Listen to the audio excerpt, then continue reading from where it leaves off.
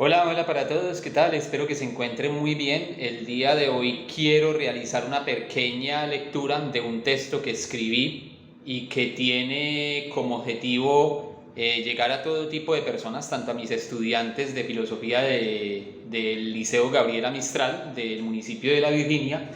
como a las personas que se toman el tiempo de ver los videos que yo subo sobre diferentes lecturas y sobre diferentes reflexiones y análisis en lo que tiene que ver con el pensamiento crítico y la práctica de la filosofía. Y este testigo se llama así: la filosofía como formas diversas de ver, pensar y actuar el mundo. Comienza de la siguiente manera. En su libro ¿Cómo piensa el mundo?, Julian Baggini comienza diciendo, abro comillas: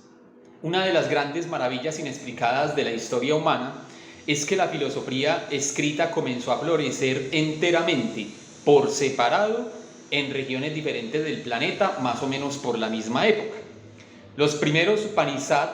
los textos fundacionales de la filosofía india, de autoría desconocida, datan de los siglos VIII al siglo VI antes de nuestra era.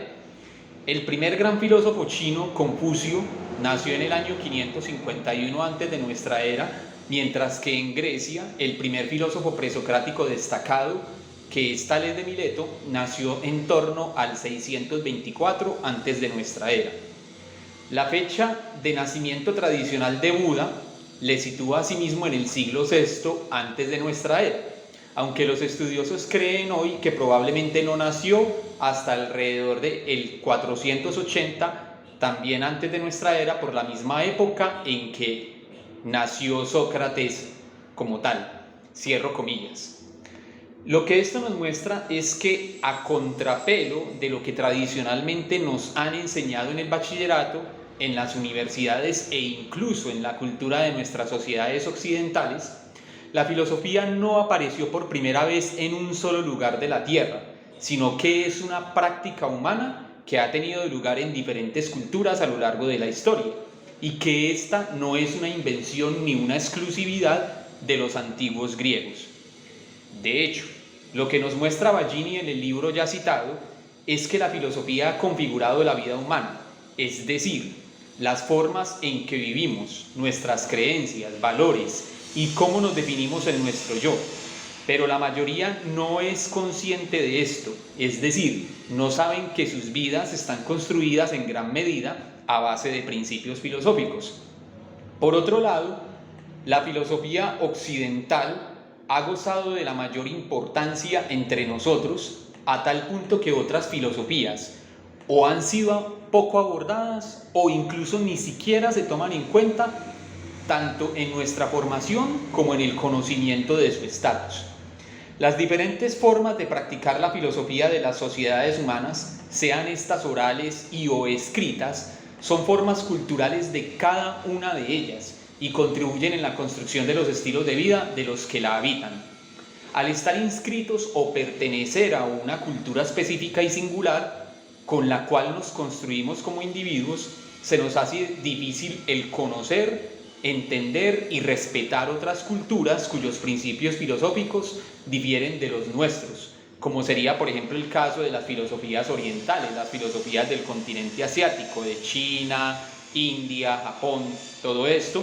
y las filosofías de los mundos árabe, del mundo africano y de Latinoamérica, cuando el pensamiento latinoamericano, digamos, que toma distancia crítica frente al europeísmo que nos ha caracterizado por haber sido históricamente colonias de potencias europeas.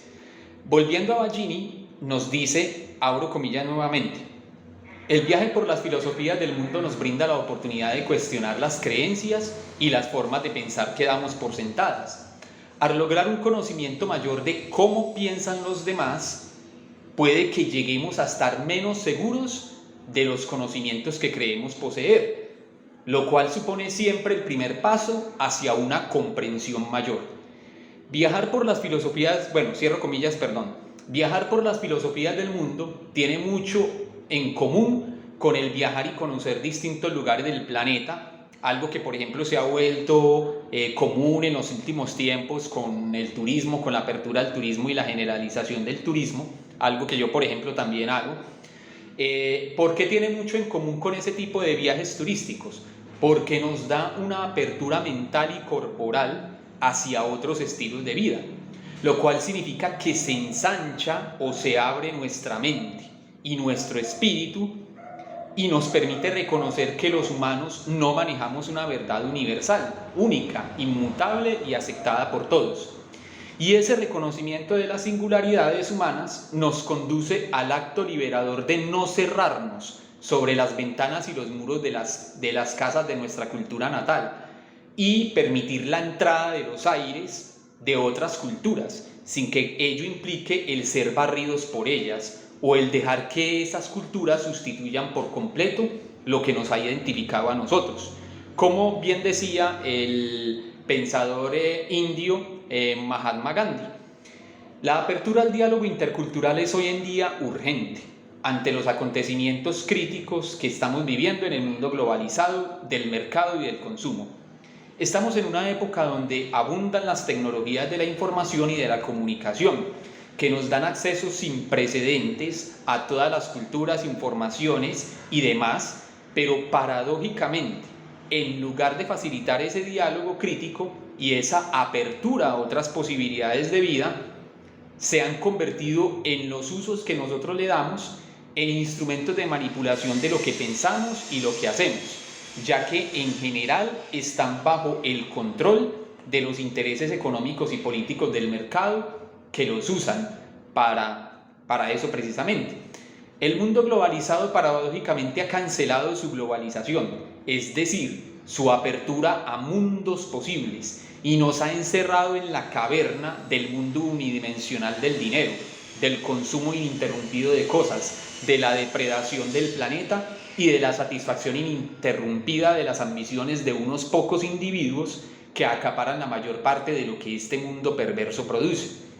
Y es aquí donde la filosofía, entendida como esa práctica humana de pensamiento crítico y propositivo, de diálogo e intercambio entre diferentes formas de ver y entender el mundo, debe liberarnos de esa caverna para abrir nuestras mentes y nuestros cuerpos hacia otras formas de vivir